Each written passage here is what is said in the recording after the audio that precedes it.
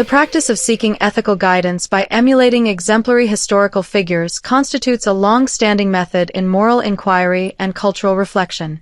This method assumes that the documented behaviors, principles, and decisions of such individuals provide reliable models for addressing contemporary challenges. In one instance, the framework centers on George Washington, whose life and writings supply a basis for principles of conduct in leadership and civic affairs. In another, the approach focuses on Jesus Christ, whose recorded teachings and actions form the foundation for a devotional ethic centered on spiritual imitation. Although these models differ in their foundations, one rooted in historical statesmanship, the other in religious narrative, they both operate on the conviction that past exemplars offer enduring standards for personal and social behavior. Publications exploring the question of what George Washington would do illustrate this imitative approach in a secular context. Works such as What Would George Do? By Nan Marshall and What Would George Washington Do? By David G. Katz explicitly pose the inquiry, applying Washington's example to present-day circumstances shaped by technological and social evolution. Complementary analyses, including George Washington on Leadership by Richard Brookhiser and George Washington's Leadership Lessons by James C. Rees, dissect his attributes of determination, responsibility, and self-discipline, presenting them as applicable to modern leadership demands. These examinations reveal Washington's enduring influence through his commitment to rules of civility, which stress respect, composure, and consideration for others. The underlying insight is that genuine authority arises from character and restraint rather than dominance or self-aggrandizement. The What Would Jesus Do? Movement, by contrast, embodies a religious framework dedicated to aligning daily decisions with the example of Jesus as depicted in the Gospels. Emerging from Charles M. Sheldon's 1896 novel In His Steps, the movement encouraged participants to commit to posing the question before any action, fostering personal and communal transformation.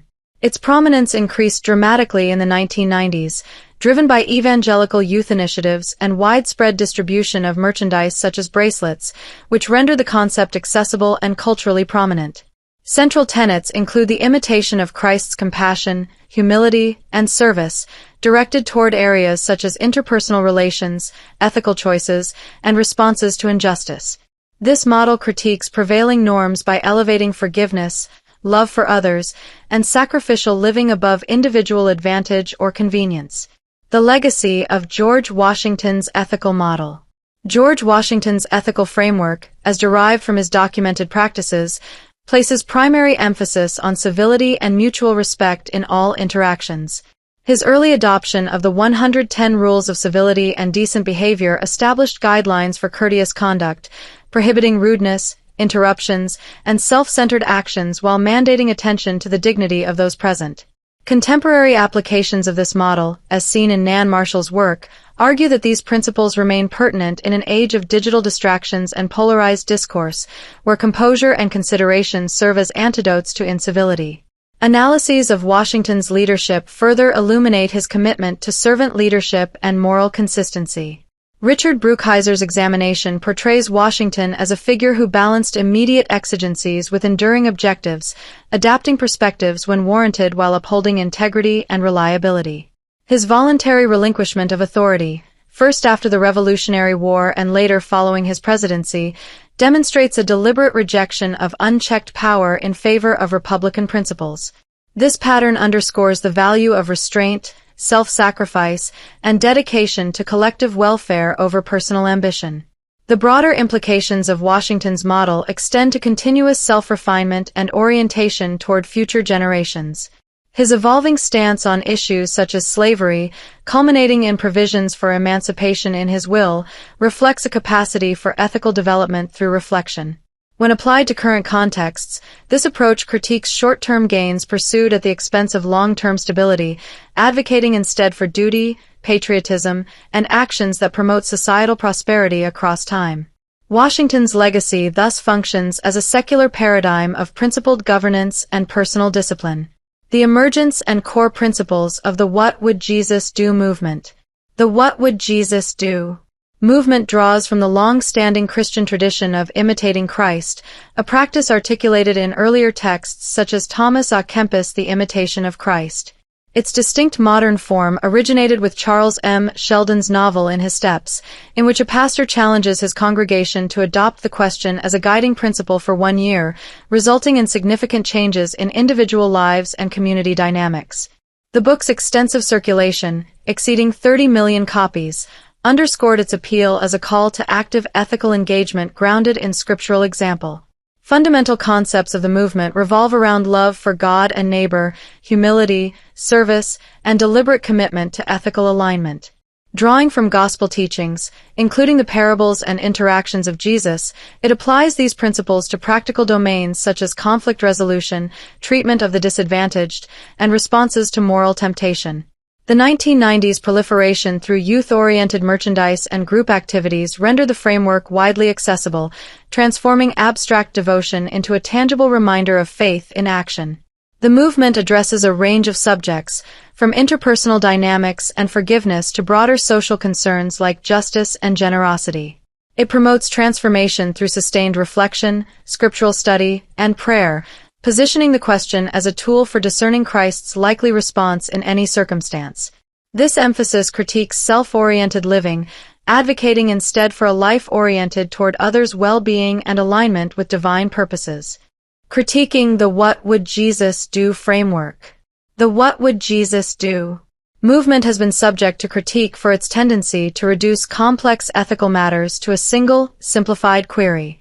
This approach often overlooks the full scope of biblical context, grace, and the profundity of human sinfulness, resulting in an ethic that prioritizes behavioral conformity over deeper spiritual renewal. The slogan's brevity facilitates its adoption but simultaneously limits its capacity to engage with nuanced theological realities. Additional objections center on the framework's inherent subjectivity, whereby individuals project personal inclinations onto the imagined response of Jesus, yielding inconsistent and potentially self-serving interpretations. The emphasis on individual decision-making can foster a form of isolation from communal accountability and systemic considerations, while the encouragement of hypothetical reasoning introduces elements of situational flexibility that border on ethical relativism. Such features reveal vulnerabilities in applying an ancient exemplar to diverse modern scenarios. The commercialization of the concept through widespread merchandise further diminished its perceived seriousness, converting a devotional exercise into a transient cultural trend. The promotion of overt emotional expression, including mandated declarations of affection and unconditional forgiveness, has been viewed as coercive or superficial, alienating those who find such requirements inauthentic or burdensome. Collectively, these elements expose the framework's limitations in sustaining profound, enduring moral formation. Exposing flaws in Jesus' leadership and teachings. Critiques of Jesus' leadership highlight its apparent failure to fulfill announced objectives, culminating in his execution without the establishment of an immediate, visible kingdom. Prophetic statements regarding the imminent arrival of divine rule remained unrealized in their literal form, necessitating subsequent reinterpretation by his followers. This outcome casts doubt on the efficacy of his strategic direction and apocalyptic vision. His mode of leadership, characterized by teachings that invert conventional hierarchies, placing the servant above the master and the last above the first, has been characterized as antithetical to effective authority. By associating primarily with societal outcasts while directly confronting religious and political authorities, Jesus generated opposition that accelerated his demise. This pattern is seen as strategically flawed, prioritizing provocation over coalition building or pragmatic advancement. The teachings themselves face scrutiny for their perceived extremism and detachment from human realities. Directives such as non-resistance to evil, unrestricted generosity, and unqualified forgiveness are regarded as impractical, potentially enabling exploitation rather than justice. The absence of explicit condemnation of certain institutions, combined with the severity of pronouncements on judgment, reveals inconsistencies that undermine claims to comprehensive moral authority. Strict adherence to these principles in practice often produces outcomes that appear untenable or counterproductive. Comparative analysis of imitative ethics, Jesus and Washington. The What Would Jesus Do? And What Would George Washington Do? Frameworks share a common methodology. Both invoke a historical figure as a moral archetype to inform contemporary conduct. Each emphasizes virtues that transcend self-interest, including service, sacrifice, and dedication to a higher purpose, whether spiritual redemption or civic stability. Derived from primary sources, they generate cultural and literary engagement while critiquing prevailing tendencies toward individualism and expediency.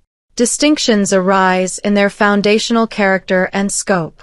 The Jesus-centered model operates within a religious paradigm, prioritizing radical compassion, forgiveness, and inner transformation across personal and social domains. Washington's model, by contrast, remains secular and civic, concentrating on discipline, restraint, and pragmatic governance suited to institutional and leadership contexts. The former achieved mass cultural penetration through narrative and merchandise. The latter maintains a more specialized presence in biographical and leadership literature. Critiques also diverge. The religious framework encounters objections regarding impractical idealism and interpretive variability, whereas the civic model grapples with the historical limitations of its exemplar, including participation in systems now widely condemned. These differences illuminate contrasting priorities, empathic sacrifice versus strategic moderation, while exposing the challenges inherent in any attempt to transplant past exemplars into present realities. Conclusion: Jesus imitation versus Washington leadership. The scrutiny of these imitative ethical frameworks discloses fundamental aspects of moral reasoning drawn from historical exemplars. Washington's model offers a measured critique of contemporary disorder through its insistence on civility, integrity, and restrained authority, providing a secular standard for responsible conduct. The "What would Jesus do?" approach, conversely, confronts the difficulties of enacting radical spiritual ideals within imperfect human conditions, underscoring the distance between aspiration and execution. The identified shortcomings in both models, oversimplification, subjectivity, and contextual misalignment, reveal the inherent difficulties of direct emulation. Jesus' teachings and leadership exhibit tensions that question their unqualified applicability, while Washington's principles, though grounded in practicality, bear the weight of their historical origins. Together, these frameworks serve as lenses through which to examine broader questions of virtue, authority, and ethical transmission. In the end, such models function less as infallible guides than as reflective instruments, compelling consideration of how legacies are interpreted and adapted. They expose the boundaries of imitation, suggesting that responsible engagement requires critical discernment rather than uncritical replication. This evaluation thus contributes to ongoing discourse on the role of historical figures in shaping contemporary moral thought.